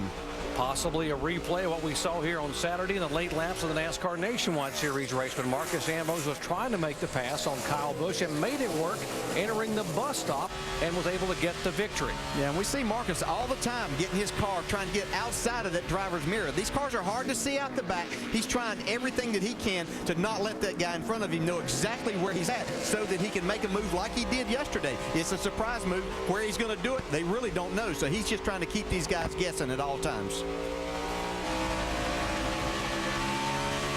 I don't believe Kyle Busch is not going to give him that inside move entering the inner loop, but also Marcus very good coming in turn 9. And now Marcus may be under attack a little bit. Look at Biffle up in turn 10. Yeah, what a great run for Greg Biffle here today. He's doing exactly what he's needed. He's kept himself in the hunt all day. He's trying to go to the outside of Marcus. That's not exactly the spot to be. See if he can make that crossover move and get to the inside of him as they approach turn 1. He's going to make a move on him here into 1 now. He's on the inside. He's going to have to outbrake Marcus Ambrose, which is a difficult proposition. He stayed right there, but he's not going to be able to complete the pass. Now Montoya is attacking Greg Biffle from behind. Yeah, when you have to slow down then and get yourself back in line, that allows the next guy to close up on you. But Greg's able to pull away a little bit through the S's, so Montoya probably won't be able to get the run that he needs right here. Really good run again by Greg Biffle and his team doing what they need. You see Clint Boyer back there, another car that needs a good run here today. These guys, one trying to stay in the top 12, the other trying to get himself closer to that cutoff point for the chase. Right now, Biffle would gain 3 positions up to 9th if he could hang there in the top 5. Jimmy Johnson in front of the 2 car. John Johnson was the pole sitter, remember, and the 2 car was on the outside front row. Let's don't forget about the history that we have with the 48 and the 2. That's right. Yeah, we talked about it at the start. They weren't going to do anything at the start, but I think that push comes to shove right now. See a change here. Yeah, Kyle Busch has been passed by 2 cars, Marcus Ambrose and Greg Biffle.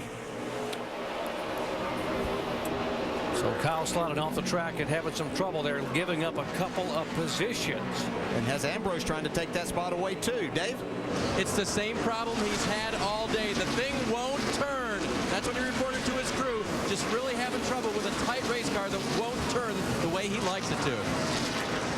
Now that was Montoya trying to make that pass on Kyle Busch. He wasn't able to do that. Let's show you what happened in turn 10 when Kyle had his struggles, and you're looking for Marcus Ambrose camera. Watch the pass here. You can see just Kyle Busch gets in there too hard, and that's that pressure that driver behind you puts on you, makes you do things like that. If you take your eyes off that racetrack for 1 split second, you can find yourself in the wrong spot and miss your braking point. So he lost the lead on the restart. He had the outside lane, and now he was pressing and obviously tried to really drive it in turn 10 and lost a couple more positions. Tony Stewart, a 4-time winner here. All 4 of those wins coming in the last 7 starts at this racetrack, is our leader. Marcus Ambrose is second, and Greg Biffle, Kyle Busch, and Juan Pablo Montoya in the top 5. This place has been a home for Tony Stewart. He loves coming to Watkins Glen. He has not finished worse than second the last 5 years he has come here, and 4 times he has stood right here and shouted as a winner. Feels like that's his best chance to stay out front. We'll see if Ambrose has anything for him on the outside. Front row, Tony Stewart on the inside. And remember, Greg Biffle has only gotten 1 top 10 finish in his career at this racetrack, having his best run ever. He's going to be very aggressive on the inside in that 3rd position. Here we go. Green flag, 18 laps to go at Watkins Glen, and here they come. Look at Ambrose. Yeah, he didn't even want any part of that outside. He went immediately to the inside. Here comes Kyle Busch on the outside. Kyle on the outside and Biffle on the inside, 2 by 2 up to the S's. Yeah, he might make it work on Biffle right here. Yeah, we saw this yesterday. Kyle Busch did this very thing in the race yesterday. And look at Carl Edwards. He gets a spot away. He's gone by 42 Montoya, and now Biffle. Biffle's going to have to guard losing another spot to Montoya here. Montoya's going to make a move on him getting in this bus stop, but Biffle is protecting it. You can see him moving to the inside, blocking that move. Both of those guys are kind of in a conservative mood also, trying to keep themselves inside that chase number.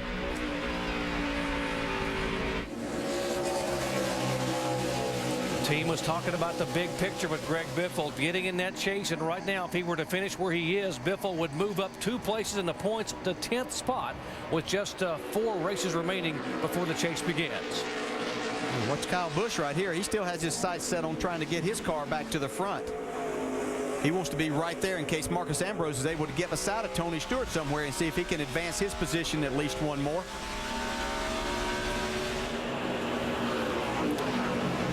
Carl Edwards, what a job he has done starting at the back of the field today, slowly and just patiently picking them off 1 by 1. Now to be sitting in the 4th position will be 15 laps to go next time by. And Marcus Ambrose a little bit on the defensive side now. Having to look back there at Kyle Busch, but he gets a good run up through the S's. It's almost like it takes Marcus's car a lap or two. Plus, he has a little older tires on his car than what Kyle Busch and the rest of these guys do. But it's like it takes his car a little bit to come in. You see, you keep seeing Carl Edwards move to the right. He's not really trying to make a move.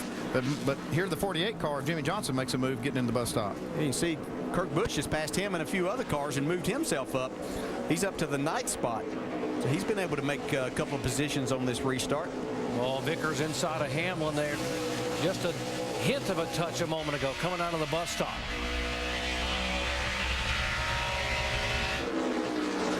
It's like Boris said, he's got some smoke. I think his car is finally going to blow up here, and they've lost a lot of water throughout the day. Yeah, they overheated the car out there earlier, and finally taking its toll. Battle for 12th position. Hamlin and Vickers side by side out of turn 11. They were side by side for over half a lap here. And still side by side getting into turn 1. Let's see what happens here. See. Oh, looks like Vickers forced Hamlin off the racetrack. And behind him, Casey Kane and Kenseth have been side by side, and Hamlin somehow gets back out in front of Casey Kane. Well, he's still battling right there. Tough spot to go too wide up through there. You see Casey Kane trying to go make a move on Matt Kenseth. So Boris said has gone to the garage area. You're right, Andy. It has given up. So it's been a tough day for Boris, who had a good run going. Yeah, that's too bad. These guys try to go side by side. And they're doing it. Look at this. Oh, Kenseth off in the grass trying to stay there. Still side by side. Matt Kenseth from 42nd starting spot, now being shown 14th. Who was it said Matt Kenseth wasn't a road racer? Yeah, man, he made a great move right there, hanging tight. That was impressive. He's trying to hang on to 12th position in the point standings and be able to get in that chase again this year. A.J. Allmendinger there in the battle. See here, Bobby Labonte in there. And the leaders are all in line. That's why we're showing you all this action here back in the pack. There's Tony Stewart, Marcus Ambrose, Kyle Busch, Carl Edwards, and Greg Biffle.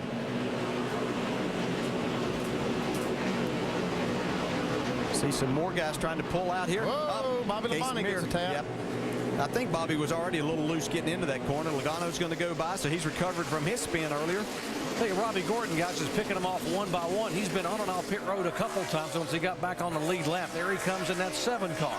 Yeah, we saw Hollywood Armstrong adjusting on those rear shocks. He must have turned them the right way. I don't know if it's the way Robbie said, but he got him going. So. He's up to 20th position.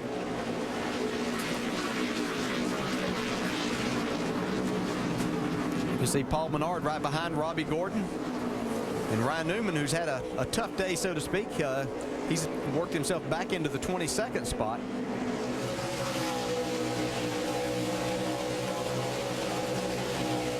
Up front, Tony Stewart trying to get win number 5 at Watkins Glen. 14 laps to go. Max Pappas under attack by a very aggressive Kurt Busch, and that is for 7th spot. Dave. And Doc, he's not exactly happy with his car right now. One thing that was on his mind, his voltage meter was reading 11, which is a little bit low. He switched batteries, and he only got it to the other battery, and he only got it to 11.5. So that was on his mind. Plus, he hit a curve hard or something, and he tweaked the front end, as he said it. So it may not be turning exactly the way it has been before. But I'm telling you, like you were saying, he is driving it. He is wheeling this thing, but he's got a handful of Kurt Busch right here. Yeah, he's going to have to be on the brakes hard. He's going to lose that spot here. And Kurt Busch will get by him on the backstretch, heading into the inner loop and take that spot away. Well, that 2 car is a fast car. He's off in the grass, though. See if he can hold him back there. Hey, he just took a shortcut. Yeah. Wow. Yeah, that is a legal spot that you can go through if you're able to hold it. Not spin out. You can hang on to it in the grass. They let you have that. The 99 car of Carl Edwards all over the back. Watch him moving inside and outside behind Kyle Busch for position. Yeah, it's like as they get a few laps on the tires, Kyle's car starts giving up, probably in the center of the corner, like he was talking about, where he's had a difficult time in making his car turn. Starting to see a few shaded places on the racetrack, and that could change the way this track, affects different cars. It could help Kyle Busch. Kyle Busch right now just on the outside of the top 12 in points, looking in 13th position. He has only had one top 10 finish in the last 9 races, that being a 7th up at Loudon, New Hampshire. Well, the thing with Kyle Busch here, he wants to be able to go and be aggressive right here, but he's got himself right now. Carl Edwards trying to make a move to the inside. Kyle keeps him back there, but he's got himself within about 55 points of that cutoff spot. We got another battle going on here with Martin Truex and Jimmy Johnson. That's for 10th position. Truex really showing what a good road racer he is. This is a really good track for Martin Truex. He's done a great job up here, finished in the top 5 last year. Yeah, another driver just in front of them, Clint Boyer, that was needing a good solid day, and he's been able to produce that with his team. This is the point of the race as a driver, that you've got yourself in a good spot. You're just hoping kind of things settle out here. The guys that were needing a good day, we kind of continue on here, and if you can make spots, good. We've seen Carl Edwards duck out almost every straightaway, and I don't know if he's trying to keep his car cool or whether he's just trying to get out of the mirror of the car in front of him. I think he's guarding that inside spot more. He just wants anybody behind him to know that if you've got any ideas about this, you're going to have to go to the other side to try to make your pass. He's been pretty consistent with that move. I mean, even when he's not in a position to make a pass, he pulls over to the right pretty far. You can see right there. Yeah, and it's just, and again, these things are hard to see out of, so he might be trying to get a little better view of exactly where that car is, even using the side mirrors and things. And Kyle Busch runs off the racetrack. And this time Edwards will have a shot underneath him. See Kyle trying to hang on, but just can't. Now he's going to have to worry about Greg Biffle trying to take that next spot away. And that's going to be up in turn 10. Kyle will have the inside line in turn 10 as they turn left.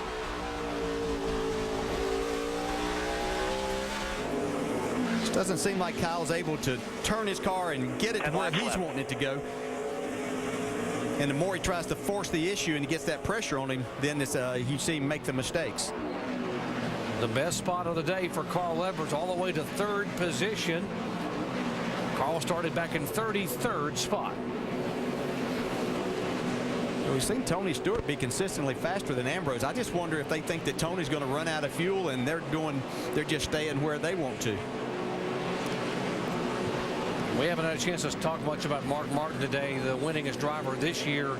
And although he is a 3-time winner here, it has been a bit of a struggle all weekend for Mark. And right now, if he were to finish where he is, he would lose another spot in the point standings and move back to 11th position. Well, it has been a long weekend. They just haven't gotten the car to Mark's liking. They really just haven't had speed. And Mark says the harder he tries to go, the slower that he goes. And there are the point standings. We might mention in Mark's defense, he hasn't been here in 2 years, and so he hasn't been on a road course but once. That was at Infineon early in the year with this new car. And you see how close it is for that 12th spot. Kyle Busch now just 58 points back. It was over 100 when the day began. He was behind Matt Kenseth. Tony Stewart, they say they're iffy on fuel. So was the Marcus Ambrose car. Here is Carl Edwards back in 3rd spot. He stands to be the big gainer. And by the way, Carl has never won on a road course. One of the surprising thoughts when we come here and realize he's been good so many places, but he's never won a road course race in Sprint Cup competition. Yeah, with only 2 a year, there's not that many opportunities, and a lot of great road racers out here. Yeah, you have to have a lot of things to go right if you're going to get yourself in that position. And as long as Tony Stewart's racing, you really have a difficult time in winning one. Well, he's in pretty good company because Jimmy Johnson's never won on a road course either, and Jeff Burton and some other guys there that have been awfully good at other places. There's Jimmy Johnson coming by, and he's being shown back in 11th spot. Well, we're inside of 10 laps now. If Marcus Ambrose has any thoughts of running up there, I think we'll start seeing if he can run Tony Stewart down. Let's check in on Tony Stewart. Jamie. Well, Doc, you mentioned points a little while ago, and I'm sure there's a lot of Tony Stewart fans listening in right now wondering if their driver has clinched a spot in that top 12 for the chase. If it ended right now, he's 756 points above 13th place, and that would be Kyle Busch. That is not enough to clinch a spot. He will have to wait till next week. And as of right now, he has 257 points over Jimmy Johnson in second. That is by far the biggest lead he has had this season, guys.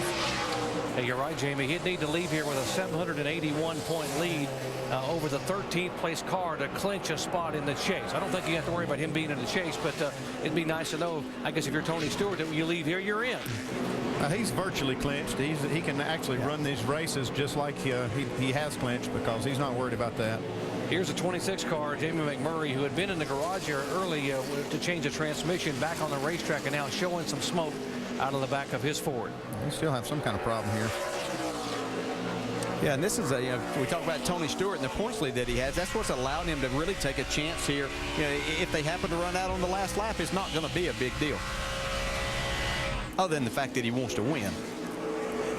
And as far as taking chances are concerned, Marcus Ambrose has nothing to lose and everything to gain to be able to try to run him down and be as aggressive as he wants to be to win a race. Looks like that gap's closed up a little bit there. Yeah, about 0.6 of a second. Closer than what it was the previous lap. Yeah, we see Marcus Ambrose starting to push his car a little bit more. He's picked up about 0.3 of a second over the last few laps. What's going on with him, Vince? Well, they're urging Marcos Ambrose to keep digging. But remember, a while back they were a couple of laps short on fuel, and then we had that red flag, so they weren't able to save as much as you might have hoped, or they might have hoped. I just asked crew chief Frankie Kerr, are you sure you've got enough to go to the end? He had a very nervous look on his face, raised his eyebrows. I'm not sure that they're as confident that they're going to make it as they'd like to be. I think they got a lot of company too, Vince. I don't think there's a lot of cars out here that feel real confident in that fuel range that they have.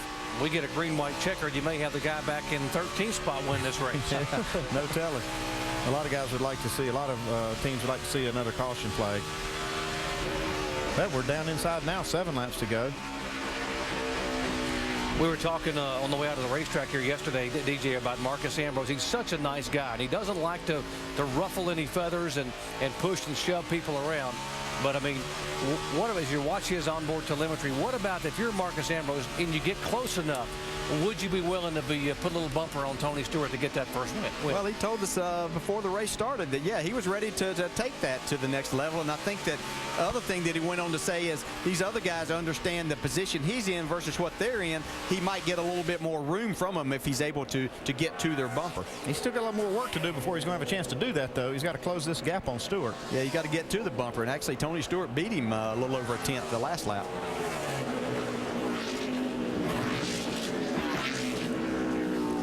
The center loop is where Ambrose has been so good in his career here. Closes a little bit there, able to be pretty polished through there. Well, he told us that his car seems to get better, maybe doesn't fall off as much as the fuel burns off. So he's going to have a lot of the fuel burn off. They're not going to have much left here shortly. He's going to hope he doesn't burn it all off.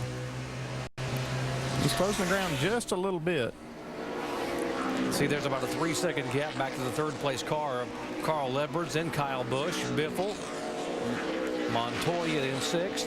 I have to say Biffle has been the surprise of this race for me, because he's a great race car driver, but this is a really good race he's put together so far. And it's just like they did everything right today. They stayed on their strategy. Biffle kept on track, didn't press the issue anywhere to get himself in a bad spot. So a really good day for him. I think Montoya's done kind of the same thing. As much as he would like to go up there and try to win this race, he's doing exactly what he needs to do. Yeah, he's been very focused on this. There's Dale Jr. just coming out of the pits. But he's been very focused on their big goal, and that's to make this chase.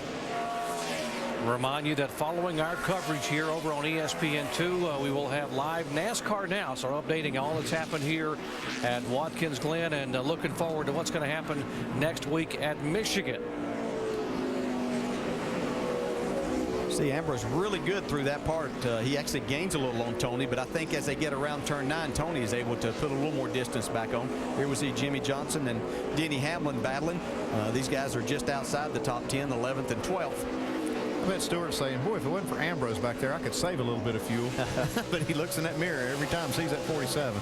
These are 2 guys early in the race here that we thought were going to be battling maybe just like this, but it would be for maybe 1st and 2nd. And hasn't panned out for either one of them, so we see Denny Hamlin trying to take that spot away now.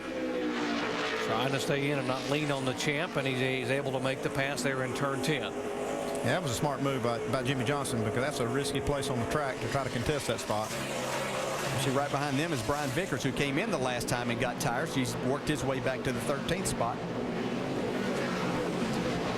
So Tony Stewart trying to get his 3rd win of 2009.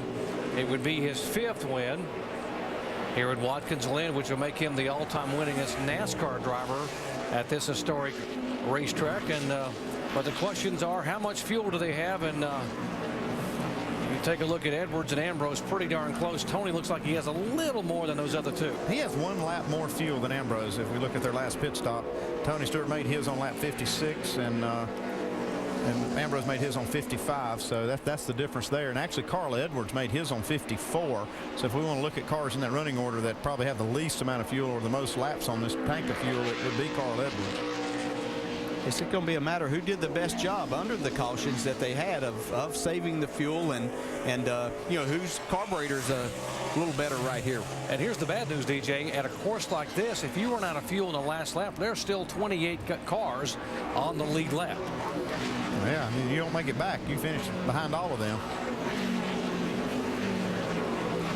But all of these guys that are up front there are in a position to gamble pretty much. You know, all of them pretty solidly. Well, the two guys, Carl Edwards and Tony Stewart, solidly in the chase part. Marcus Ambrose doesn't have a chance really of finding himself in that top 12. So they're all three in a position to gamble some. Saving fuel, buddy. Saving fuel. Yeah, saving just a little. Save a little more. Well, that's a little tough to do at this point. Well, we have seen Carl Edwards drop back a little bit, and I think he's, because as you pointed out, he was the first one of those cars on pit road that he's having to do a little bit more, just try to salvage that third place. Well, this is one of the teams that gambled on having more caution laps than we've had so far. And I'm actually surprised we haven't had more caution laps, and the red flag is what caused that. They didn't get to run any laps off while they were cleaning the track. Marcus Ambrose now gained 4/10 that time on Tony Stewart. 3 laps to go for Ambrose, and if he were to finish second, it would be a career best finish, but he's not thinking about career best right now. He's thinking about winning a race. He wants that W. 2 laps to go here. Whoop. Wow. I think Ambrose struggling just a little bit getting into turn 1. Yeah, it looked like he was just kind of chasing it pretty hard there, trying to gain some more spots. And he's just pushing, trying to make up some spots or some ground here on Stewart. If he could ever get, he feels like if he could get closer to Stewart, he could maybe either force in a mistake or just have a chance to surprise him like we saw on Saturday with Kyle Busch. Just can't get there though. Tony Stewart just so solid. We talked about how Tony Stewart's car didn't look that steamy in the final practices, or both practices all day on Saturday, but he didn't need to look good on Saturday. That's right. It wasn't time to show your cards. He's got them all on the table now, though. Pretty good hand so far. In the 26-year history of NASCAR racing at Watkins Glen, there has never been a last lap pass here for the victory. And if it's going to happen, it needs to happen right now. White flag for Tony Stewart, and there's the interval back between Stewart and Ambrose. Well, it's all about the fuel now. There's not going to be a pass unless something happens as far as the fuel goes. Okay, it's gut check time right now.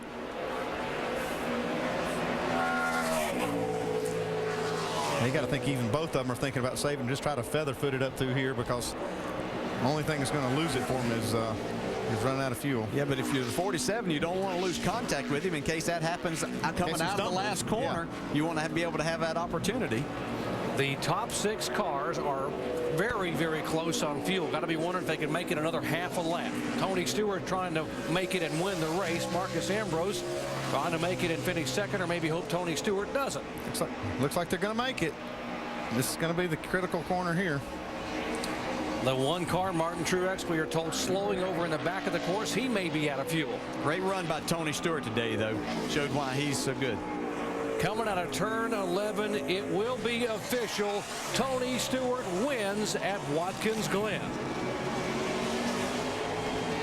Marcus Ambrose, best career finish in second spot, and Carl Edwards will come home from the back of the pack in third. Kyle Busch fourth. Greg Biffle, the first ever top 5 here. See Montoya, Kurt Busch, and Max Pappas with a great run up in the 8th spot today. Yeah, top 10 was a good day for Pappas, and they brought it home in there. Tony Stewart, what have we All right, boys. Way to get her done. Talked about Superman and Watkins Glen. He's finished first or second in the last now 6 years in a row here at this racetrack. Yeah. Let's go down and visit with his crew chief, Shannon. Well, Doc, the fingernails are still on Darian Grubb's fingers. A little bit of nerves up there. I know Tony's at one of the best at saving fuel, but how close were you guys? We're pretty close. He probably didn't have enough for a burnout or anything right here, but Tony's a great road course racer, and his record here speaks for itself, so we're just glad we didn't mess it up and got that Old Spice off Depot Chevrolet into victory lane. Your third win, Darian. We talk about momentum and we talk about a rhythm to the chase. How close are you guys where you want to be if this chase were to start right now? I'm not going to lie, we still got work to do. We're trying to get stronger every week, and this was a testament to what effort we put forth with road course races. We know how good Tony is here, so as an entire organization at Stewart-Haas, I can't thank them enough for everything that they did, and we're going to get stronger. Hopefully we can carry that momentum into the chase. Well, good luck to you guys. Tony Stewart gets another victory here at Watkins Glen. Doc? And he becomes the all-time winningest NASCAR driver here at Watkins Glen. His 5th victory in 8 races. 2 second-place finishes, and the points lead for Tony Stewart continues to be extended. What a day for Smoke here, getting his 3rd win of the 2009 season. Kyle Busch knocked a big chunk off of that deficit that he had to get in this chase. Yeah, and got some really good races coming up for him. So Michigan, Bristol, and Atlanta before we get to that cutoff at Richmond. Listen to this crowd as Tony Stewart now comes by. His crew standing on the wall.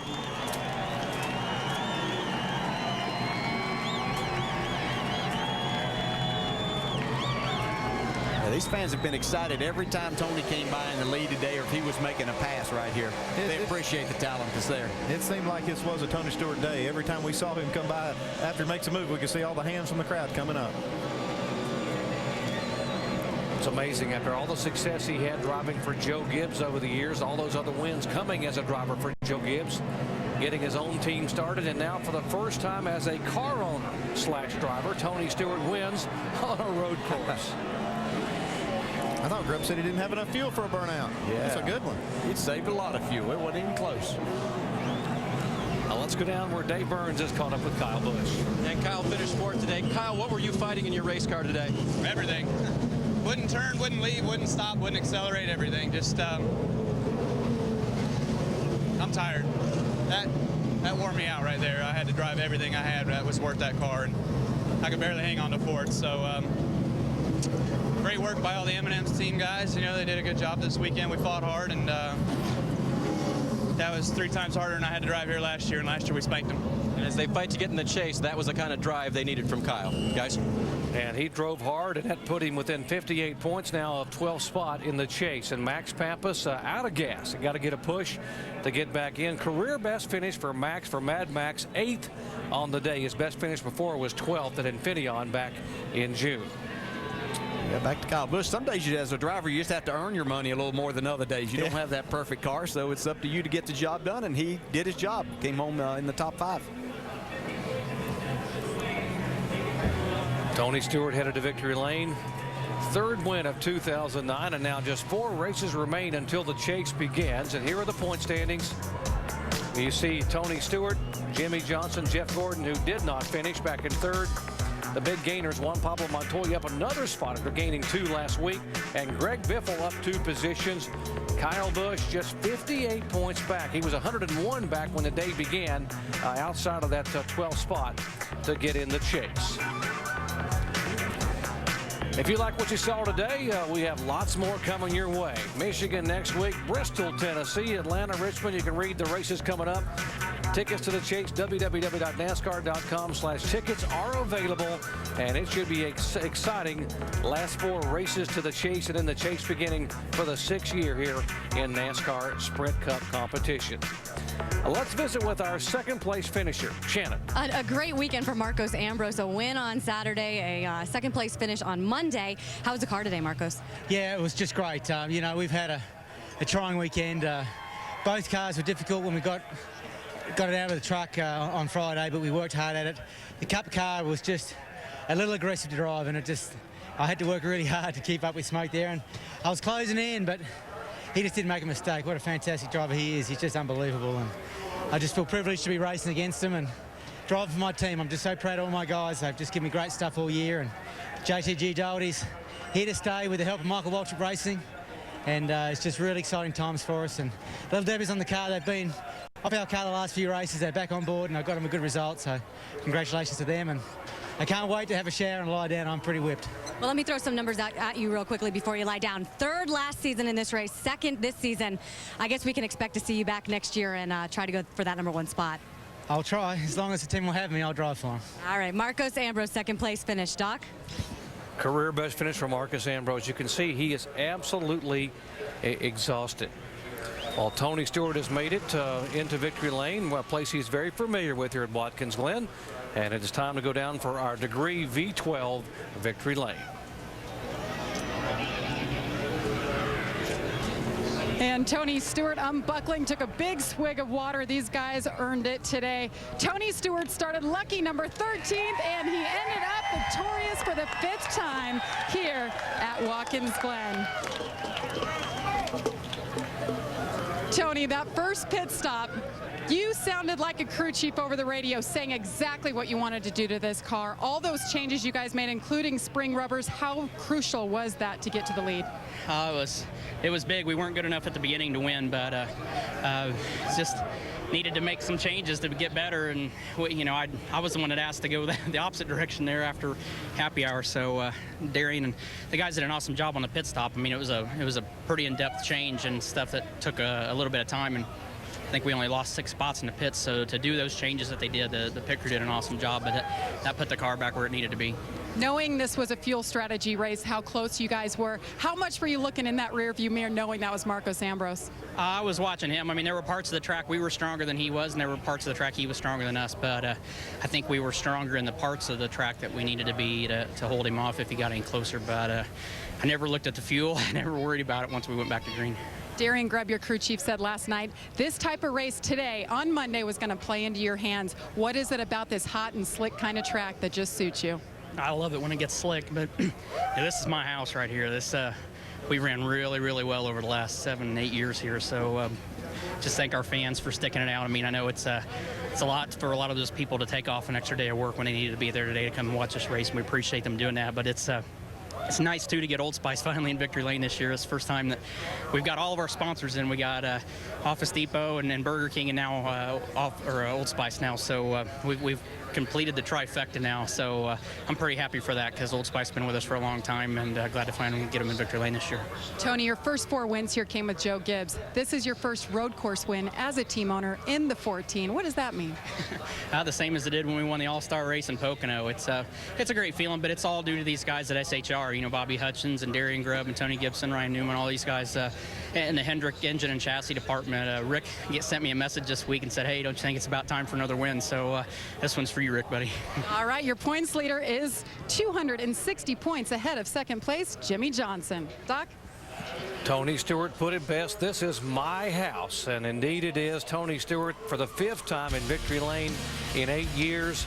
His nickname is Smoke, and he is smoking those tires because he has given these fans something to watch and something to enjoy on a Monday afternoon at Watkins Glen.